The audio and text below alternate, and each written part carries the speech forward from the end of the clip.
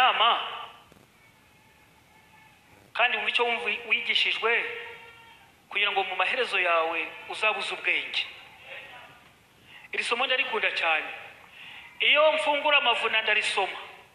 Ku bantu bari hano bigaragara ko turi mu birori by'isabato, ariko emera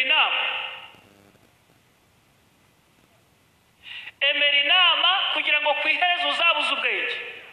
Iyo bigaragara ko umuntu yagize ubwenge, burya aseka ibihe bibi yabigeze mu ko yagize ubwenge mbere. Muri amasaha rero ndongera nsubiremo, emera inama kandi wumve icyo wigishijwe kugira ngo mu maherezo yawe uzabuze ubwenge.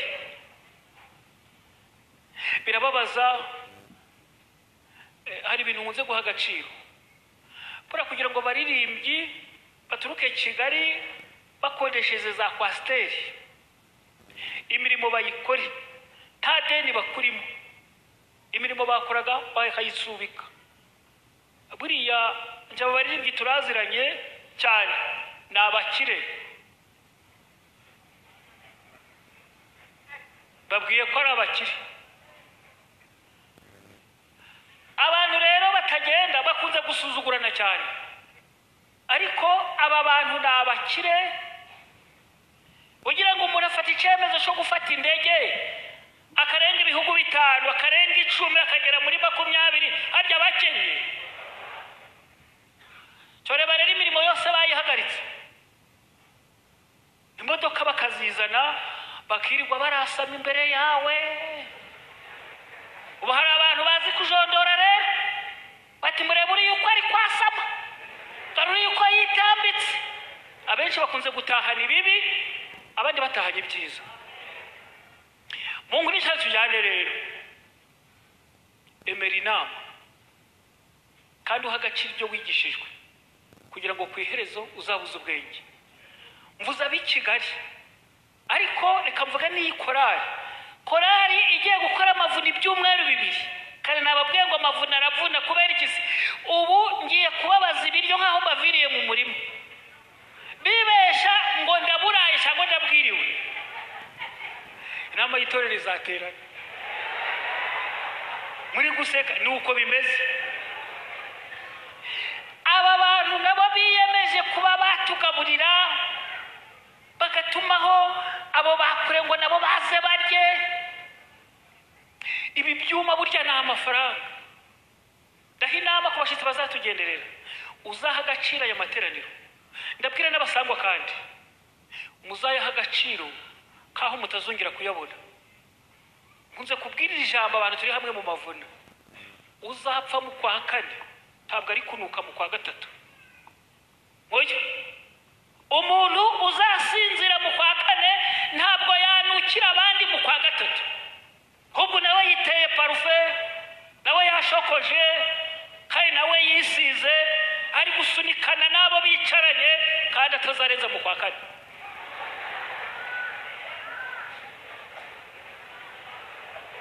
Biragusaba ngo useke, ariko utekereze kuri iki kintu. Mbese uzagenda urinde? Uzagenda urinde? Mugitekerezeho. Uzagenda urinde? Ndasubira muri iri somo rero, emera inama kandi wumve icyo wigishijwe kugira ngo mu maherezo yawe uzabuze ubwenge.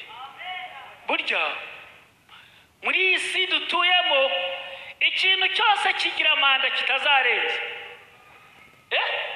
Niyo mpamvu n'igihe rero wagombye kwirinda gupfusha igihe ubusa, kuko haba igihe uciruka inyuma cyagutaye. Bisaba iki rero? Abantu muje mutekereza kuri iki kintu, ariko ubundi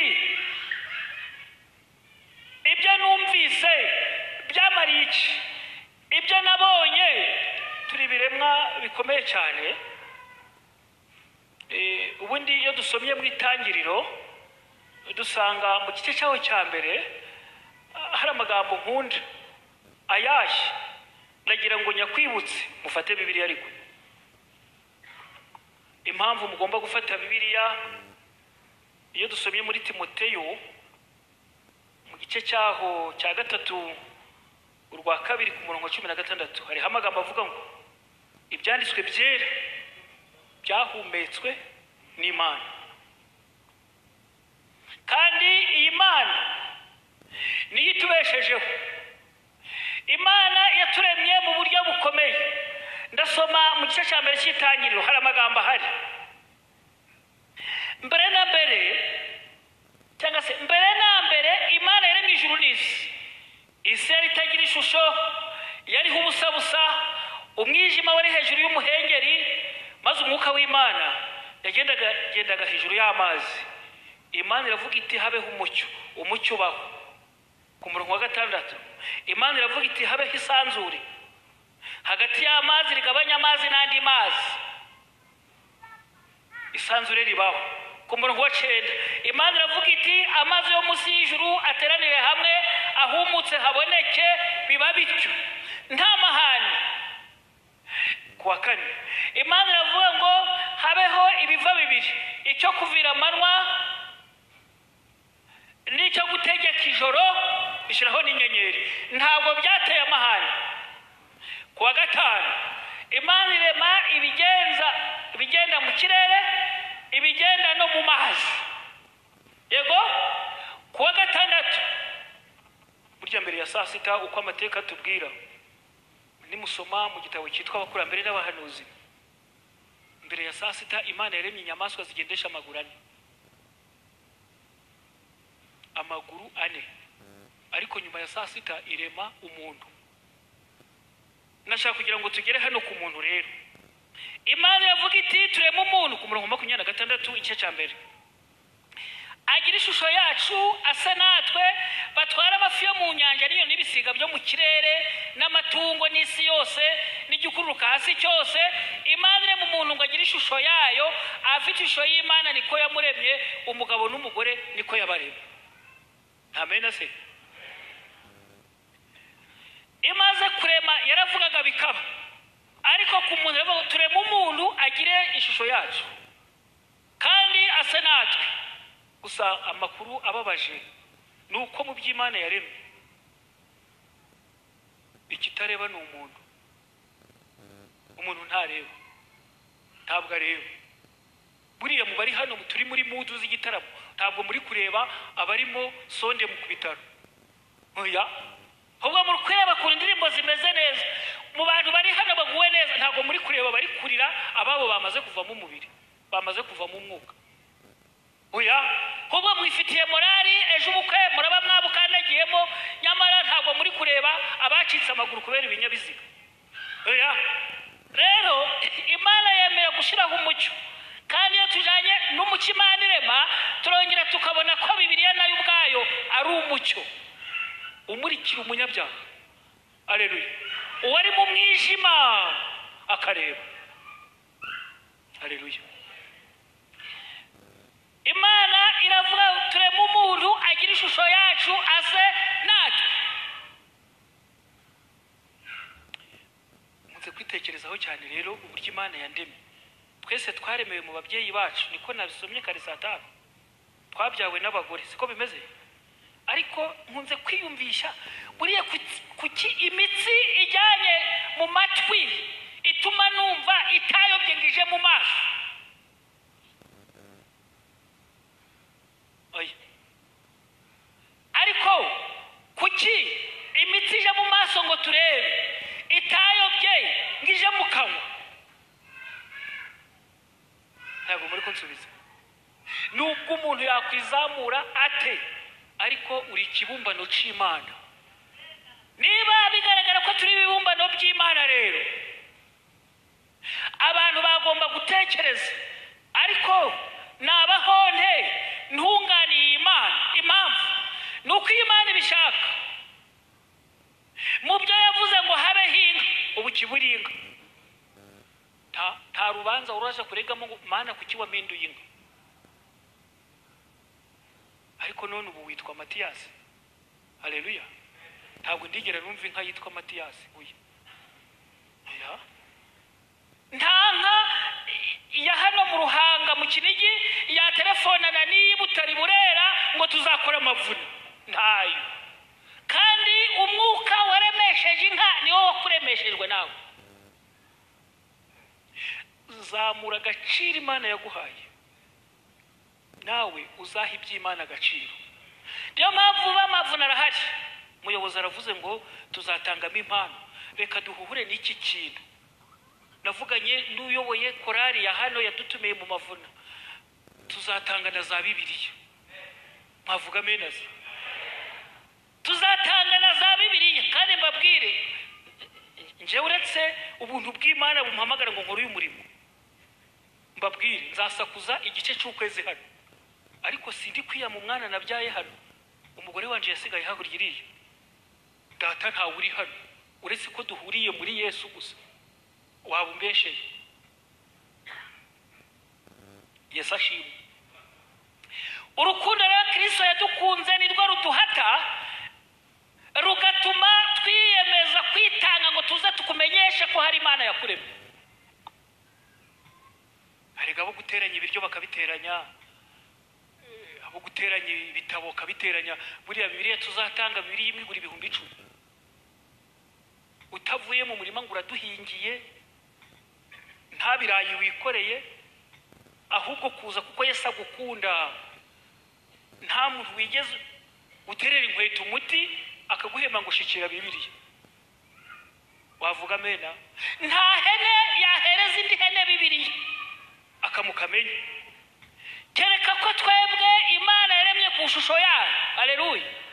Yaduhaye amahirwe yo guha agaciro iby'Imana, ngo duha agaciro ab'Imana yaremye, tubamenyeshe ko Yesu akeneye ko bamukunda. Kandi burya yaradukunze. Ndasoma amagambo ari hano mu Itangiriro mu gice cyaho cya 6. Ndashaka kugira ngo dusangire iki gitekerezo. Twumvise ko Yesu akiza, ariko hari itangazo riri hariya ku muryango. Nyamara urufatiro ruracahagaze. Yego, urufatiro ruracahagaze, rugihamagara Uwiteka azabe. Umuntu wese uvuga izina ry'Uwiteka nave mu bidatunganye. Yesu ashimwe. Ngiye gusoma rero. Abantu bahinduka babi cyane. Abantu batangiye kugwira mu isi, babyara abakobwa. Abana b'Imana bareba abakobwa b'abantu ari beza, barongora mwabo batoranije bose.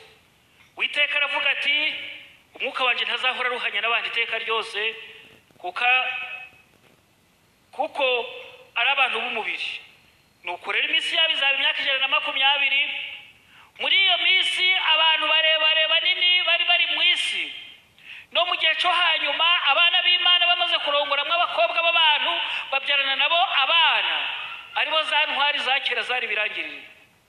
Kandi Uwiteka abona yuko ingeso z'abantu zari mbi cyane mu isi, kandi ko kwibwira ko imitima yabo itekereza ari kubigusa iteka ryose.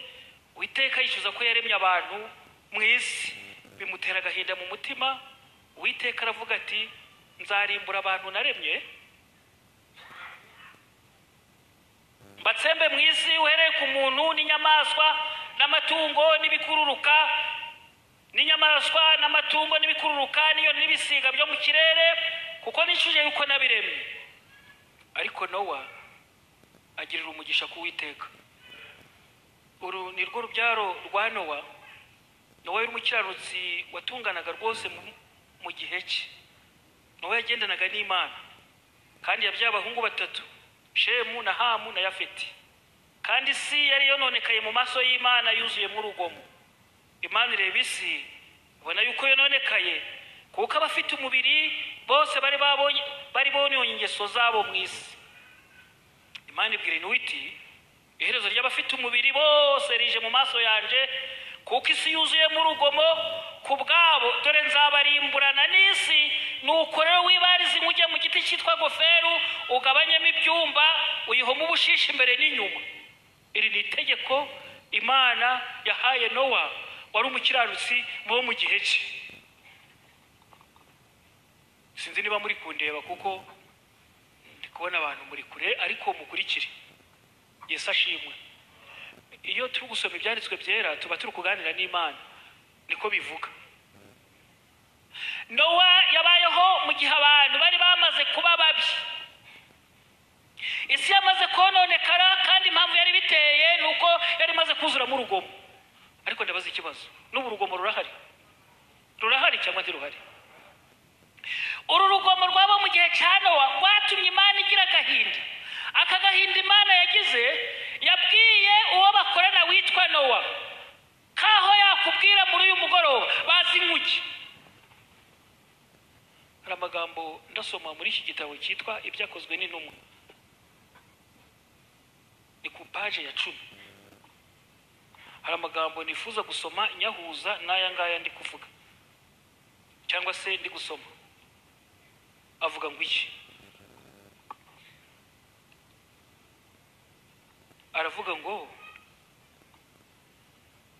itorero ni igihome cy'Imana, umudugudu wayo w'ubuhungiro yashize mu isi yagomye. No umuntu umwe numvise uvuza amen. Kansubiremo. Itorero ni igihome cy'Imana, no umudugudu wayo w'ubuhungiro yashize mu isi yagomye. Mu gihe cya Nowa abantu baragomye, Imana ibwira Nowa ngo abazi inkuki. Muri iki gihe turimo rero, itorero naryo ni umudugudu w'ubuhungiro Imana yashize mu isi yamaze kugoma. Mu baririmbyi bagiye baririmba bakunze kwerekana yuko isi yamaze kuba mbi cyane. Numvisemo bari kuvuga ngo kugeza igihe umubyeyi abyara umwana hakamuta, ariko mu gihe hari abamushaka ntibamubone. Ariko byo murabihuza? Niba ari uko ndi umwigisha hari nkunza gukurura mu mutwe cyane, numva hari indirimbo ivugwa mu bantu umuntu ngo abyara abashoboye. Ariko ushoboye ubuhe munyabyaha? Ndabaza bari hano mwabyaye, ushoboye abana bangahe biwawe? Numwe ko kwikorera akazarimba kwishingurira akaguhamba. Ndakuranga reba rero, kare nibwo nababwiye ngo nuba abantu barampamagara bakampamagara batari kuki utari waje gutura i Kigali. Nasuzuma mu mufuka nkumva imifuka yarapfumutse, kandi babwire ndakora pe. Niyo mvuye mu mavuna ntabwo njya kuryama, ndakora. Ariko bikanga. Babwire bagabo ndakora pe, ndakora. Ngo wenda nakwimuka ngo nze gutura i Musanze, wapi? Muri kubiseka, ariko ubu hari n'abari i Musanze bifuza kuja gutura mu cyaro. Kubera iki? Umujyi wabananiye. Ariko murebe, amakara ni amafaranga. Abarikorera imyanda ni amafaranga. Ko mutari kunsubiza? Amazi twe tuvoma mu rutare, nta mafaranga dutanga rero.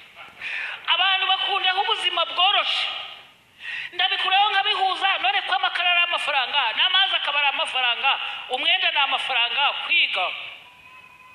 kwiga wacu hageze iterambere ryo abana bari muri garidiyeri aba batari bashobora kuvuga ngo papa. Mbona mu gitondo kare kare babashoreye, nabo bagiye gushaka ubuzima, uko bazaba bahari. Numvise ngo ishuri ryagezeyo ni ugutanga 70,000 ku gihembwe.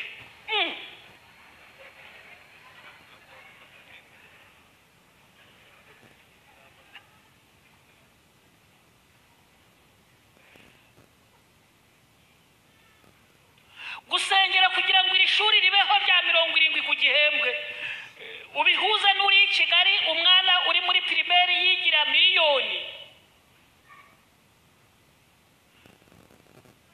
Ariko isirahagitse cyangwa ntihagitse? None mu bana wabyaye ushoboyemo bangaye? Niko mutari kunsubiza. Njyewe mbona nta n'umwe nshoboye, kandi kubabwira ngo ndakora. Amaboko ni mazima, n'amaboko ni mazima, n'amaguru mu mutwe ndi muzima. Ariko gushobora umunyabyaha, umuha ibirayi atanshaka umuceri, wamuha umuceri ati nshaka inyama, wamuha inyama ngo yakwenza ari amaronji, wamuha amaronji yakwenza ari we habi wawe urabashoboye katuraba bashoboye none ko namwe ndi kubona nta kigenda reka mbabwire bavandimwe umunyabyaha ashobowe n'Imana yamuremye gusa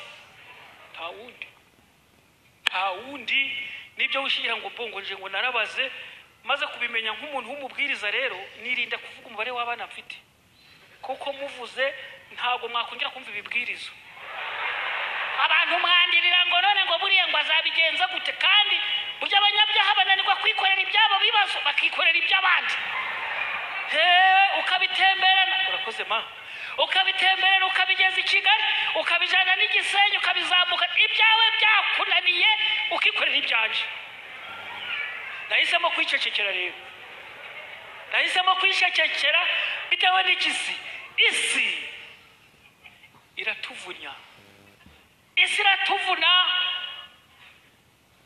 ariko bivuga muri kubyumva katura bari kunyumva kubera kuko isi yavunye abo mu gihe cya Nowa ibabuza amahoro Nowa yagiriye umugisha basobanuye ngo Nowa yagiriye umugisha ku Uwiteka impamvu ni yihe yizeraga ibyo umugore we yumva yizeraga ibyo abana be bahaye agaciro niba hari ikibazo gikaze cyane navuze kare ushobora kubyara umwana umwe cyangwa babiri ibyawe bakabitesha agaciro pe ukavuga bakumva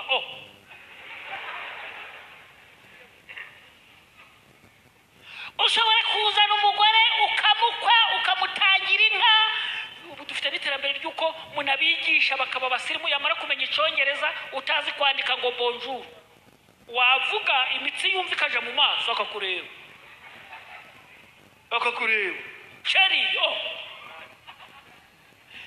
ishaka kubabwira ni iki Nowa yagize umugisha yagize umugore umwumva agira n'abana bamwumva n'abakazana be baramwumva iki gihe turimo n'urugomero rumaze gukwira ni igitabo mfite shinama zirwi tono kubazagishaka nzakibaha kubijyanye no kurambagiza uwo muzabana mu gitabo cya kabiri harimo amagambo avuga ngo hari igihe ababyeyi bitega ko umwana we bagiye kubazanira uzabafasha imirimo w'umukobwa naho Satani yaramuteguye ngo amwake n'umuhungu wawe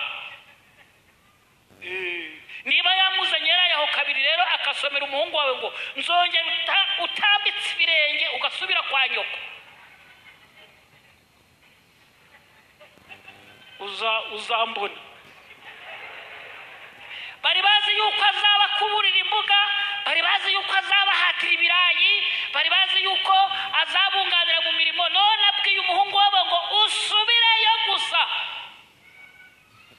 umbone mu cyimbo cyo kubona umwana yongeye ku bandi bakazimiza uwo bari basanzwe bafite Nowa ntabwo ariko byari bimeze yagize umugisha isi ntabwo nyituyemo njenyine bona abantu benshi bari kuyaga mu muhanda bakagenda nk'abasirimu ariko nabibazo byarabahaditse we hari nabuja guhura nabo ukabona ari kubara ngo afite imodoka si ukumva ari kubara ipine biriya nimpura n'abapolisi ipine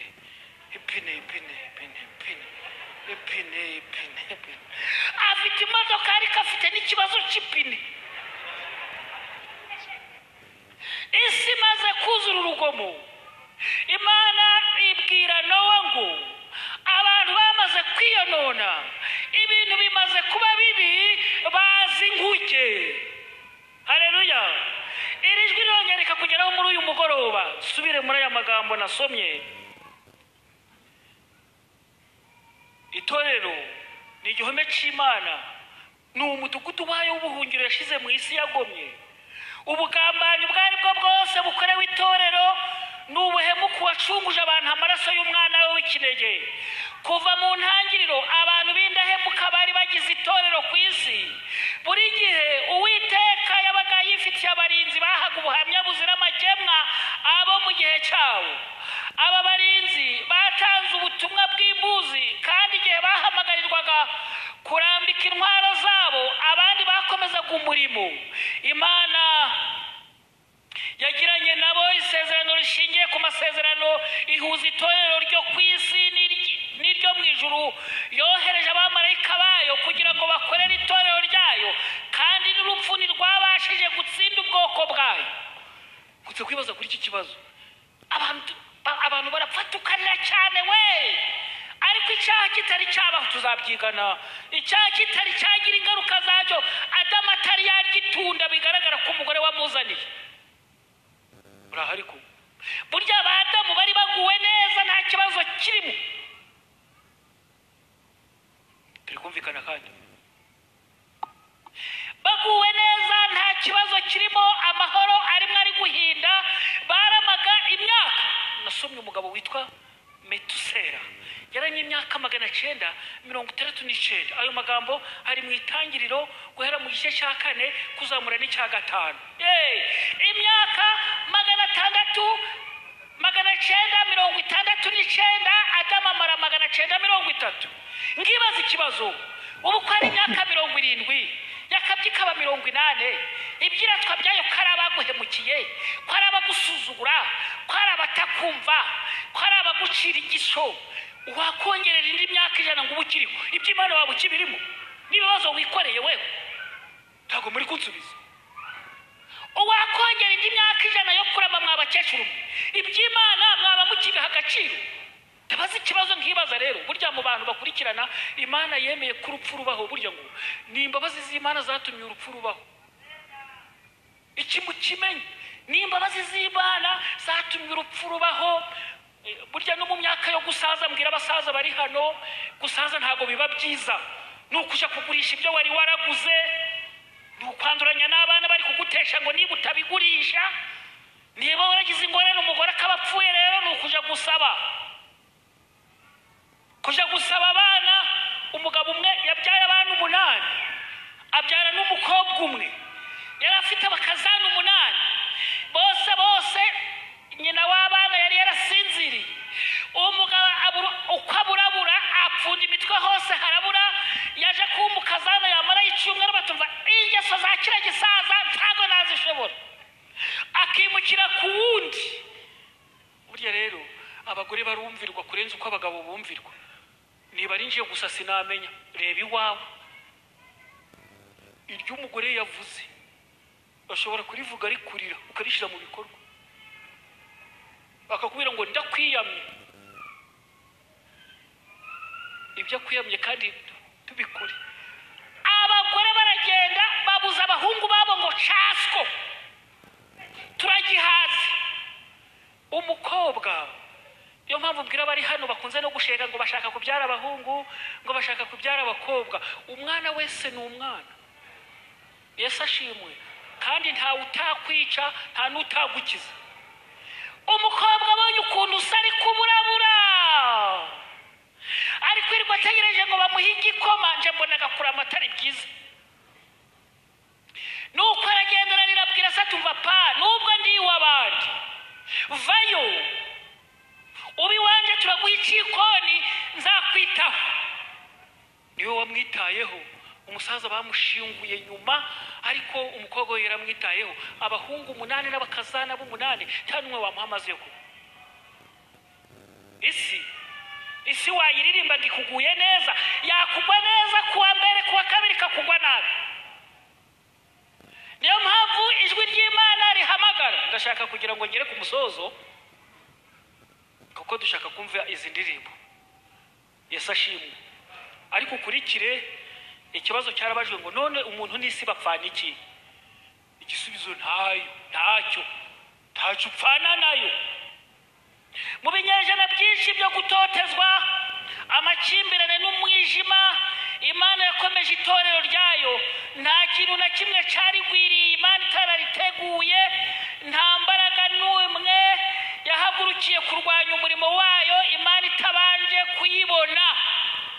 Cyo mpamvu itorero ry'Imana, Imana irahamagara inyuze mu bantu, abaririmbyi bakaza bakaririmba, umubwiriza akabwiriza, baguhamagarira ngo uja mu buhungiro Imana yasizeho, ari ryo torero ry'Imana ryasigaye. Itorero rero ndagira ngo nongere mbakumbuze itorero ry'Imana. Nkasoma isomo ngiye gusorezaho riri hano muri Yohana. Nkasoma isomo riri muri Yohana, nuko ndekera aho ngaho, tuzasubukura ejo. Yesu ashimwe. ariko aka ugatahane. Yesu arakiza ariko wemera inama kugira ngo ku maherezo uzabuze ubwenge. Haleluya. Yesu akiza umuntu maze imyaka 38 amugaye. Yohana igice cya 5 nongeye gusoma. Hanyuma y'ibyo haba iminsi mikuru y'abayuda, nuko Yesu aje Yerusalemu, kandi Yerusalemu bugufi bw'irembo ry'intama hari ikidendezi mu Giheburayo cyitwa Betesida mu Ruheburayo. Cyari amabaraza 5. Muri ayo mabaraza hari abarwayi benshi barimo impumyi n'ibirema n'abanyunyutse, bari bategereje ko amazi yihinduriza, kuko rimwe na rimwe marayika yamanuka akajya muri icyo kidendezi agahinduriza amazi. Nuko umuntu wabanzaga kujyamo amazi yihindurije niwe wakiraga indwara ye iyo ari yo yose. Hariho umuntu wari ufite indwara yimaranye imyaka 38. Yesu amubonye aryamye, amenya yuko amaze igihe kirekire arwaye, aramubaza ati, mbese urashaka gukira? Umurwayi aramusubiza ati, databuja, simfite umuntu njugunya mu kidendezi, iyo amazi yihindurije ngize undi antanga kumanukamo. Yesu aramubwira ati, byuka wikorere uburiri bwawe ugende. Muri ako kanya uwo muntu arakira, yikorera uburiri bwe aragenda. Njoreje hano mu gihe cy'intumwa cyangwa se mu gihe cya Yesu, uyu mugabo wamaze imyaka 38 arwaye, amateka atubwira ko yageze ku kidendezi uzamukiza, aho amaze imyaka 8 uzamukiza atari yavuga. Ubu ni Yesu mvuga. Hari igihe umuntu arwara, ubu za telefoni zarabyoroheje, hari ikintu mbona nje kinyoberaga uburyo nagisobanura, kubera kuko imirimo iduhagitse, isi ikabisaba ko dukora cyane. Haba igihe umuntu arwara bakimuharaye iwacu, kuko ari mu giturage, iyo yarwaye bakimuharaye, hari igihe madamu ateka ibyo kurya akajana ku bitaro. Iyo umuntu amaze y'icumweru, hari igihe yihanganya akongera agahamagara ati, arongwe wa murwayi bimeze bitati cyo kuri bari kumva. Ubwo telefone ikabibikoze, hashira ukwezi, ariko nyirakana karacyari ku bitaro. Baturetse no kuba ari ibutaro, ku bitaro by'ibutaro bamujanye muri CHK. Kandi rero urugendo ruvuye iwacu kugira ngo azaje muri CHK ataramusuye ari ibutaro, gikunze kuba ikigeragezo. Cyoreka namwe ni nahanuko nyuze ku bitaro hano hepfo, niba nta mbaraga wabona zo gusura umuntu hano ku bitaro ngo uri mu binyomoro, uri gutera imiti birayi, hajya niba mugeza mu Ruhengeri niho urabona umwanya, ntago muri kunsubiza. Kandi nubwo ureba abandi ariko nawe urahagitswe. Mbona abantu benshi rero bari mu kazi, bimaze bite? Nuko ati wa muntu asinziriye muri ruwa Faisali. Abantu bakavuga bati, ibiti turabikura he? Ibi birambabazaga ariko. Ibiti byo gucana turacibihe, ibiti turabikura muri heshamba. Ubona ko abantu batumanyeho abi Kigali. Nararwaye ndahondo kapfuye, no kumira ikijumba byananiye, ariko wamubwiriza wanyarapfuye. Ubabwiriza butumwa muzahora bati, bo wamubwiriza twarakoranye. Ibiti turabikura he? Ibiti baracana nijoro biransubizamo ibyiringiro buriya. Wamuzari kunsubizaye. Mbese ubuha urukundo mu bantu ruracarimo, ko turabakira ufite.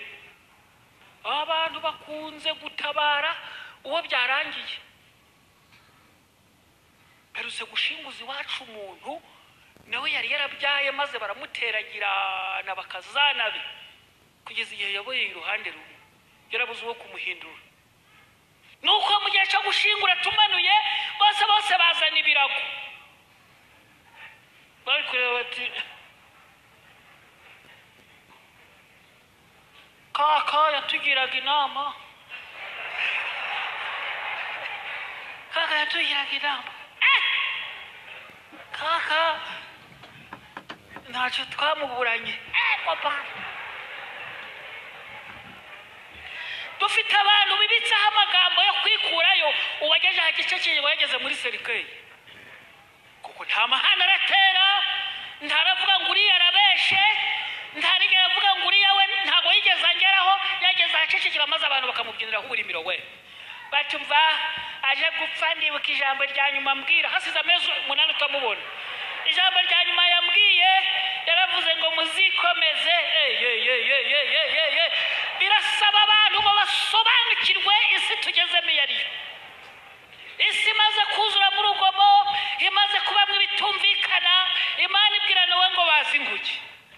Yesu umunsi umwe ari ku isabato aratambika asanga umugabo wahaboreye batakimusura, ariko ngo Yesu aramwitegereza aramureba amenya ko amaze igihe kirekire arwaye. Bonaga abantu rero bagenda bakira, aragenda yica nko na mwene nyina. Niba unyuze hari yahinye ibipantaro akaba atambwira ati amakuru, kandi umwe yonse ibere undi ariretse undi ararifata. None ari kukugirira neza isuku mu rugo, weho uri boss nyine ni mfunguzo uri gutemberana kuko kandi nawe wavukiye 9 na wavukira 9, ariko kuba wamubwira ngo amakuru wapi. Mwageze hano ryari? Mwageze hano ryari? Umuntu mwaherutse kwirukanka avuye mu cyaro agera hano mu Musanze mu Ruhengeri, nuko abona amakaro nkaya ngaya n'umunyacaro wawe tazi na sima, ariko mwene nyina atuye mu mujyi hariya. Nuko imvura iragwa we, aya madirisha rero arimo ibi birahure bya fime, aragerageza nuko bakamurebera hanze atinya gukandagira ku makaro kuko yireberagamo akagira ngo ubwo ngo arabimena. Ahagarara mu mbuga rero, ubwo ari ikore yaca yabuze yarashira ibintu.